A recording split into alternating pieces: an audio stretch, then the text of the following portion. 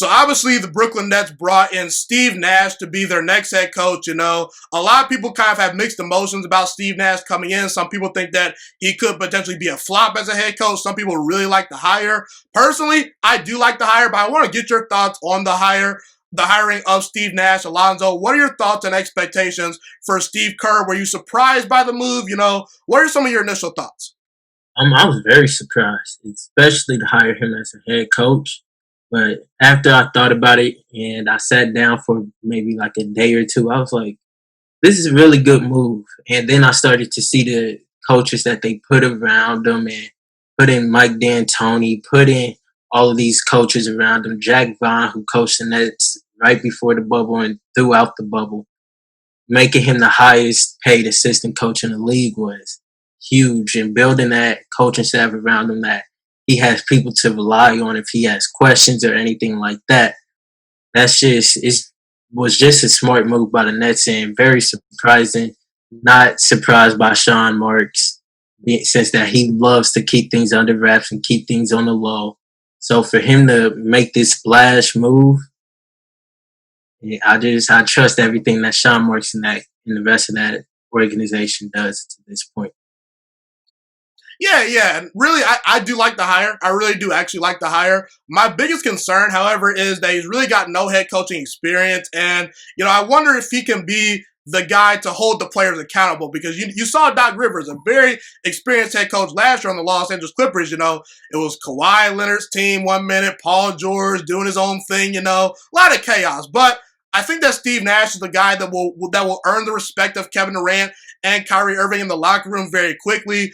Kevin Durant and Kyrie Irving both signed off on this move, and obviously they want to win a title. So they're not going to sign off on some bum that they don't believe in. So, I think that he's definitely going to work. And listen, Steve Nash is inheriting a lot of talent, one of the 5 best rosters in all of basketball, in my opinion, And listen, he's a former point guard, and I think that that's so key, that he's a former player. I really do think that he could become, kind of what Steve Kerr was to the Warriors, to a certain degree, because Steve Kerr, a lot of people had some questions about him. They obviously fired Mark Jackson, and Steve Kerr, he came right in and took the Golden State Warriors to the next level.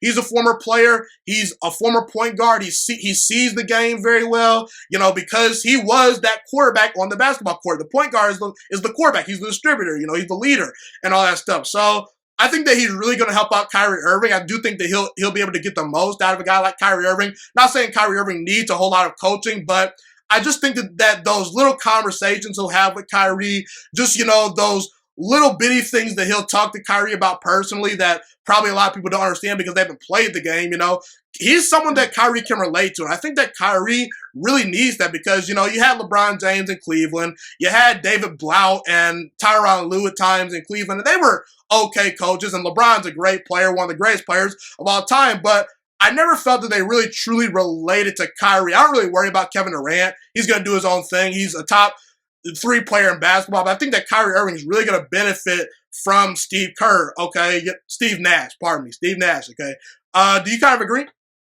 100%. I think that was a great move, especially for Kyrie.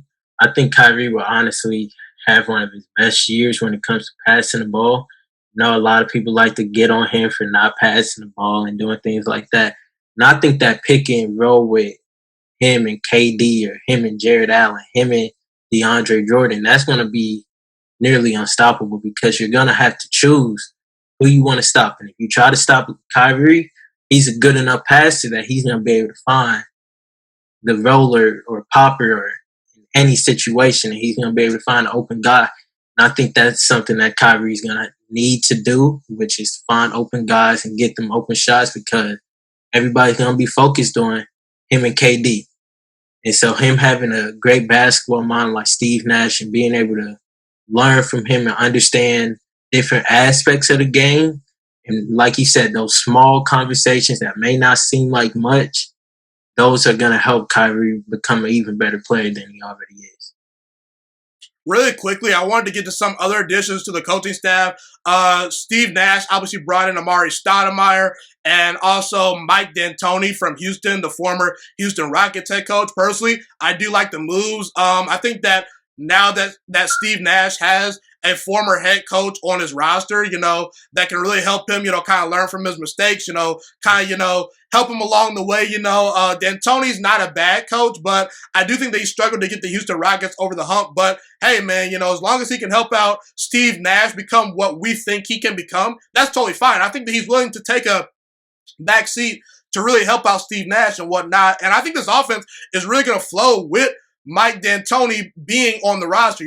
Obviously Amari Stoudemire, he's kind of an underrated signing, I think. I think that he's really going to help out Jarrett Allen, a good young big, who has a lot of potential, that's really good right now, but could take another big step. DeAndre Jordan's obviously another big man that is kind of a veteran, but you never can get enough good coaching, So what are your thoughts on those two coaches and just overall the coaching staff that Steve Nash has, decided to assemble with the Brooklyn Nets?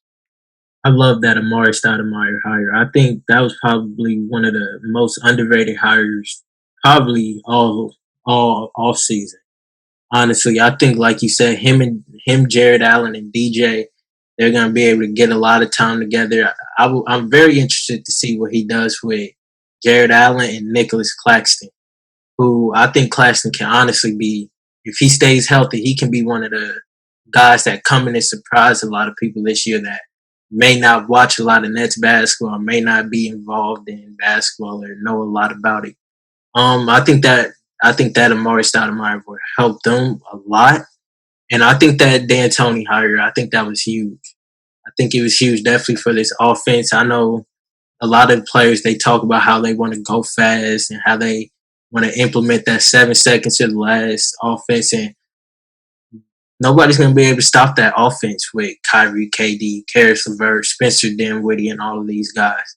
It's going to be really difficult to stop that, especially with the head coaches and coaching staff that they have. Yeah, no doubt about it. I definitely like the Steve Nash hire, and I think that he's established a very good coaching staff in Brooklyn.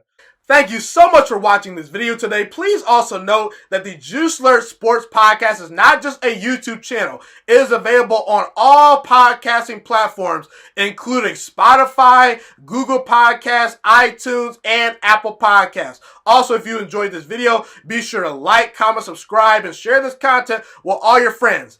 This podcast is my favorite thing in the entire world right now. It is my passion. And I want more people to listen to this podcast. I really want this podcast to grow. Also, a fun fact about me is that I want to go into the sports broadcasting and media world once I graduate from the University of Toledo, a college in Northern Ohio. I am looking to become one of the next great sports broadcasters and analysts out in the world.